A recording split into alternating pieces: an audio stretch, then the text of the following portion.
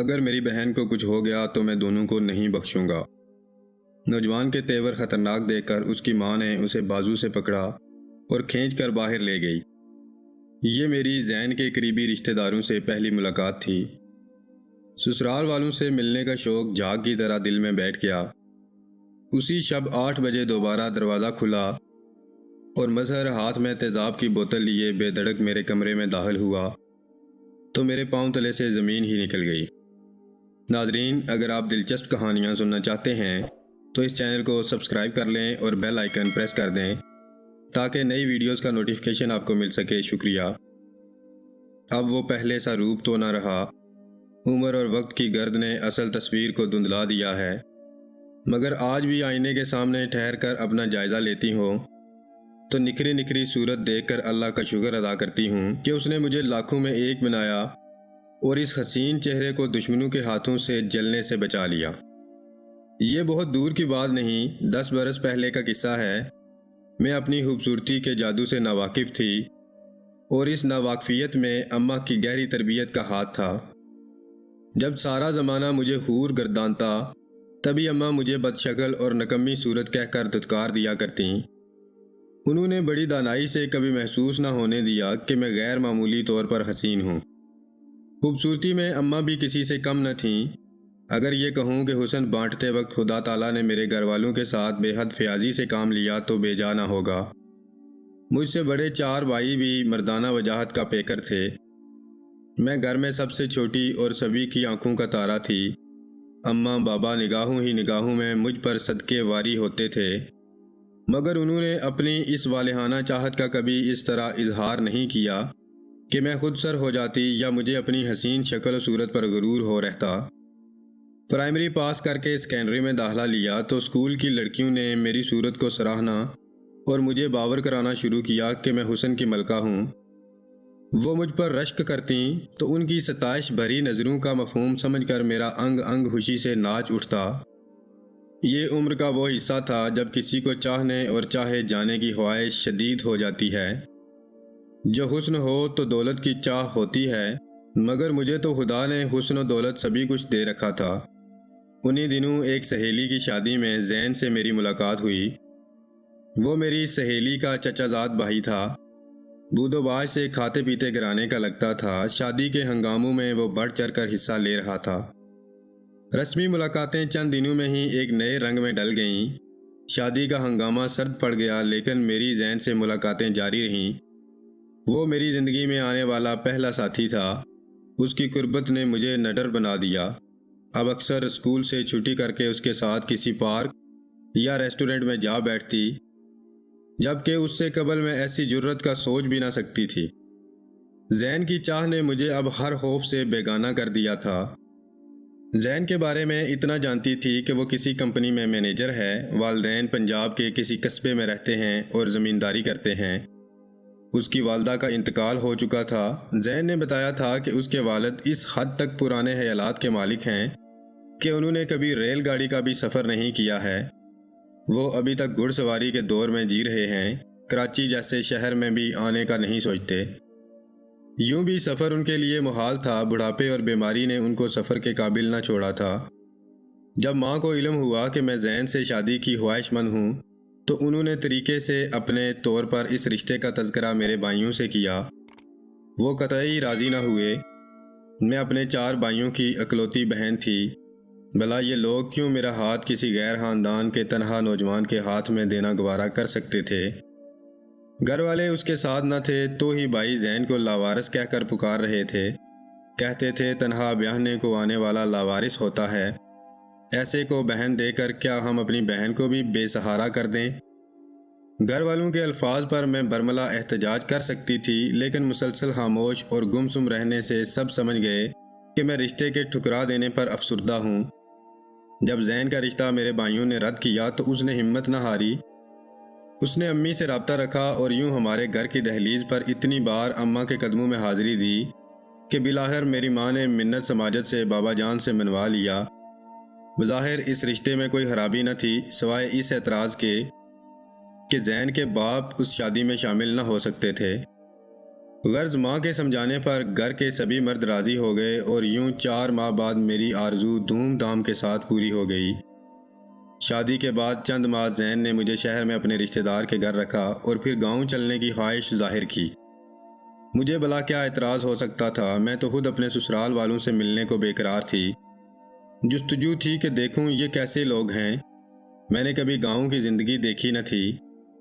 شادی کے بعد پہلی بار سسرال جا رہی تھی، دل خوف زدہ بھی تھا کہ یہ لوگ شادی میں نہ آئے تھے، خدا جانے اب کیسا سواگت اور کیسے پیش آئیں۔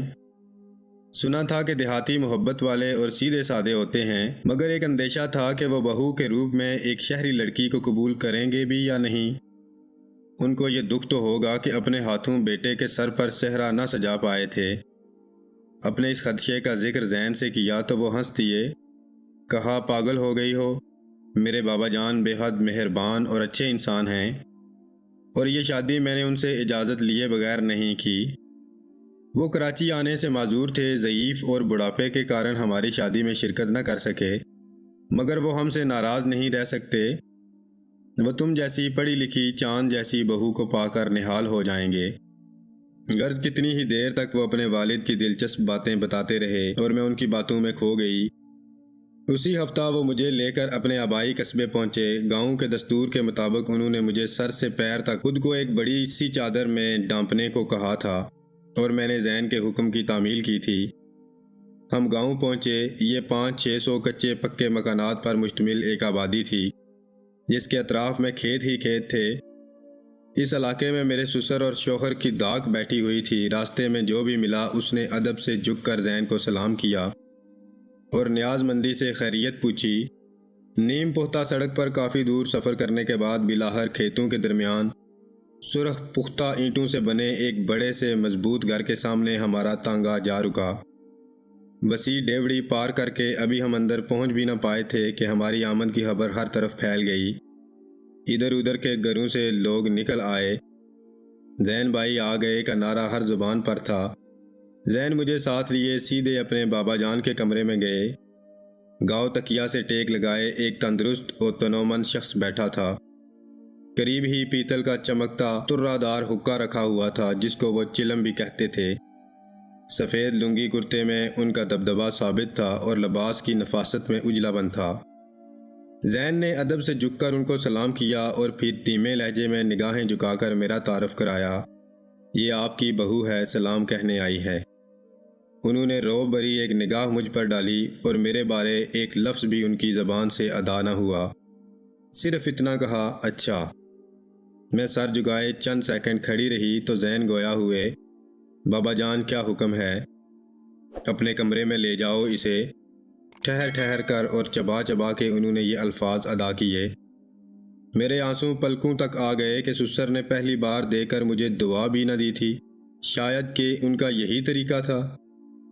زین مجھے کمرے میں بٹھا کر چلے گئے۔ اس کے بعد اونچی آواز سے ان سے باتیں کرنے لگے۔ وہ اپنی مادری زبان میں گفتگو کر رہے تھے جیسے دونوں میں کچھ تکرار ہو رہی ہو۔ مجھے صرف آواز سنائی دے رہی تھی مگر گفتگو کے معنی نہ سمجھ پا رہی تھی۔ میں کمرے کے ایک کونے میں بیٹھی تھی۔ اسی اثناء میں ان کی ملازمہ جنت مجھے شربت دینے آئی۔ میں نے پوچھا کیا کہہ رہے ہیں، یہ جھگڑا ہو رہا ہے کیا؟ نہیں بی بی، یہ ایسے ہی بولتے ہیں، بس ذرا اونچی آواز میں۔ آپ پریشان نہ ہوں، آرام کریں۔ ذرا دیر بعد زین آ گئے۔ ان کا چہرہ سرخ اور تمتمایا ہوا تھا۔ میں نے بے قرار ہو کر سوال کیا، کیا ہوا؟ کیا کچھ برا بلا کہا ہے آپ کے بابا جان نے؟ نہیں، ایسی کوئی بات نہیں ہے، تم میں یہی خرابی ہے، ذرا سی بات پر سہم جاتی ہو۔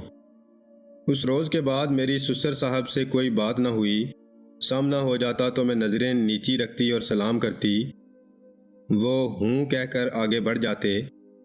اس رویے سے صاف ظاہر تھا کہ خفگی تو تھی ان کو، مگر کبھی سخت لہجے میں مجھ سے بات نہ کی۔ یہاں آئے 2 ماہ ہو چکے تھے۔ ایک روز زین شہر گئے ہوئے تھے اور میں کمرے میں اکیلی تھی کہ کسی نے دروازے پر دستک دی۔ میں نے اٹھ کر در کھولا۔ یہ دیکھ کر حیران رہ گئی کہ ایک نوجوان اور اس کی والدہ سامنے کھڑے ہیں۔ خاتون میرے سسر کی بہن تھی اور ساتھ ان کے 25 سال کا بیٹا مظہر تھا۔ یہ تعارف خاتون نے کرایا اور بولی، اچھا تو تم میری بیٹی کی جگہ لینے آ گئی ہو؟ جس پلنگ پر بیٹھی ہو جانتی ہو یہ کس کی سیج ہے؟ یہ میری بیٹی کی سیج ہے۔ اس کے بیٹے مظہر نے کہا، مگر اماں جی، ہم اس کو یہ سیج نصیب نہ ہونے دیں گے۔ ماں بولی، چپ رہو، اس کا قصور نہیں، قصور زین کا ہے۔ اس کا کیا لینا دینا؟ کیوں نہیں، اس نے تو اس کو پھانسا ہے۔ اگر میری بہن کو کچھ ہو گیا تو میں دونوں کو نہیں بخشوں گا۔ نوجوان کے تیور خطرناک دیکھ کر اس کی ماں نے اسے بازو سے پکڑا اور کھینچ کر باہر لے گئی۔ یہ میری زین کے قریبی رشتہ داروں سے پہلی ملاقات تھی۔ سسرال والوں سے ملنے کا شوق جاگ کی طرح دل میں بیٹھ گیا۔ اسی شب 8 بجے دوبارہ دروازہ کھلا اور مظہر ہاتھ میں بوتل لیے بے دھڑک میرے کمرے میں داخل ہو گیا۔ اس کا چہرہ وحشت بھرا تھا۔ آتے ہی بولا، جانتی ہو میری بہن زین کی 10 برس سے منقوہ تھی، مگر اس نے اس کی زندگی کی خوشیوں کو روند کر تم سے شادی کر لی۔ وہ ابھی 17 برس کی ہے اور اس نے اس عمر میں خوشی کا منہ دیکھنے کے بجائے موت کو گلے لگا لیا۔ اس نے کالا پتھر پی لیا ہے اور اسپتال میں موت سے جنگ لڑ رہی ہے۔ میں حیرت سے مظہر کی بات سن رہی تھی۔ وہ طیش میں دیوانہ لگ رہا تھا۔ میں نے پہلی بار اس کی زبان سے کالا پتھر کا نام سنا تھا۔ نہیں جانتی تھی کہ دیہات میں لوگ اس سے کیا کام لیتے ہیں۔ بہرحال یہ اندازہ ہو گیا کہ جو زین کے بچپن کی منقوہ تھی، اس نے خودکشی کی خاطر یہ پتھر پیس کر پی لیا تھا۔ میں تو یہاں کے حالات سے صریحاً بے خبر تھی۔ کیا معلوم تھا کہ زین کی منگیتر اس کی پھپھو کی بیٹی ہے، اور جب وہ 7 سال کی تھی اس کی منگنی ہوئی تھی اور 2 سال قبل اس کا نکاح ہو گیا تھا۔ رخصتی باقی تھی کہ زین نے مجھ سے شادی کر لی۔ اس وجہ سے اس لڑکی نے کالا پتھر پی لیا اور اسپتال میں آخری سانسیں لے رہی تھی۔ اف میرے خدا، میرے تو پیروں تلے سے زمین نکل گئی۔ جب مظہر نے یہ بتایا، میں نے کہا، بھائی صاحب، مجھے کچھ معلوم نہ تھا۔ زین نے یہ سب نہیں بتایا، ورنہ میں کبھی اس سے شادی نہ کرتی۔ مگر وہ جیسے میری آواز ہی نہ سن رہا تھا۔ اس نے فوراً پیچھے مڑ کر کمرے کی چٹنی چڑھائی اور میری جانب بڑھا۔ میں پیچھے ہٹ گئی، دیوار سے جا لگی۔ مجھے اپنے بچاؤ کی کوئی صورت نظر نہیں آ رہی تھی۔ تبھی پاس پڑی میز پر رکھی چیزیں میں نے اٹھا کر اس کو مارنا شروع کر دیں۔ پاؤڈر کا ڈبہ اور شیشے کا گلدان جو بھی تھا، تاک کر مارا۔ گلدان اس کے ہاتھ میں پکڑی بوتل کو جا لگا۔ اس بوتل میں بھرا سیال اچھل کر مظہر کے منہ اور آنکھوں پر گر گیا۔ اس کا چہرہ، بازو، قمیض، سب پر وہ سیال گر گیا۔ اتنے میں سسر صاحب دوڑے آئے اور دروازہ پیٹنا شروع کر دیا، کیونکہ جنت دیکھ چکی تھی مظہر تیزاب کی بوتل لیے کمرے میں گھسا ہے۔ ملازمائیں بھی دوڑی آ گئی تھیں۔ اتنے میں زین بھی آ پہنچے اور مظہر کو قابو کیا۔ تیزاب جو وہ مجھ پر انڈیلنے آیا تھا، خود اسی میں نہا گیا تھا۔ وہ بری طرح جھلس گیا تھا، پھر تکلیف سے بے ہوش ہو گیا۔ اسے اسپتال لے گئے۔ حویلی میں شور و غل تھا۔ نوکر چاکر ادھر ادھر بھاگ رہے تھے۔ نہ جانے کس نے پولیس کو خبر کر دی تھی۔ ڈاکٹر کے ساتھ پولیس بھی آ گئی تھی، جس نے میرا بیان قلم بند کیا۔ اب یہاں رہنا میرے لیے خطرے سے خالی نہ تھا۔ بس میں نے خواہش کی کہ مجھے میرے میکے پہنچا دیا جائے۔ پولیس کی حفاظت میں ہی میں میکے آئی تھی۔ پولیس کو میں نے یہی بیان دیا کہ مجھ پر مظہر صاحب تیزاب پھینکنے آئے تھے، مگر تعقب میں دوڑ بھاگ کے نتیجے میں یہ خود ہی مسحری سے ٹکرا کر گر پڑے۔ چونکہ انہوں نے بوتل کا ڈھکن کھول رکھا تھا، لہذا تیزاب انہی کے اوپر گر گیا۔ کیس چلا، جانے کیا ہوا، کیسے چلا، کیسے ختم ہو گیا۔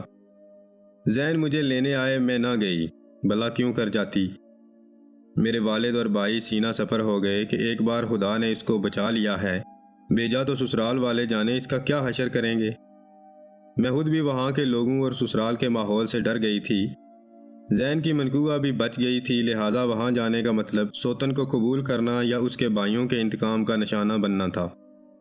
دل پر پتھر رکھ کر میں نے زین کی محبت کو دفن کیا اور والد صاحب کی رضا سے طلاق لے لی۔ اس کے بعد دوبارہ شادی نہیں کی۔ لوگ کہتے ہیں حسن بھی دولت ہے کہ جس کو خدا دے، مگر میں سمجھتی ہوں بہت زیادہ خوبصورتی بھی جان کے لیے خطرہ بن جاتی ہے۔ جیسے دولت کے پیچھے لٹیرے لگ جاتے ہیں، ویسے ہی اچھی صورت کے پیچھے بھی میلی نگاہیں لٹیرے بن کر پڑی رہتی ہیں۔ سوچئے خدا نہ خواستہ اس روز اگر مظہر اپنے ارادے میں کامیاب ہو جاتا تو میرے حسن کا کیا حال ہوتا۔ آج بھی آئینہ دیکھتی ہوں تو یہی سوچتی ہوں، صد شکر ہے کہ وہ اپنے ارادے میں کامیاب نہ ہوا اور میری صورت بگڑنے سے بچ گئی۔ ناظرین، اگر آپ کو ویڈیو اچھی لگی تو اس چینل کو ضرور سبسکرائب کر لیں اور ویڈیو کو لائک کر دیں۔ شکریہ۔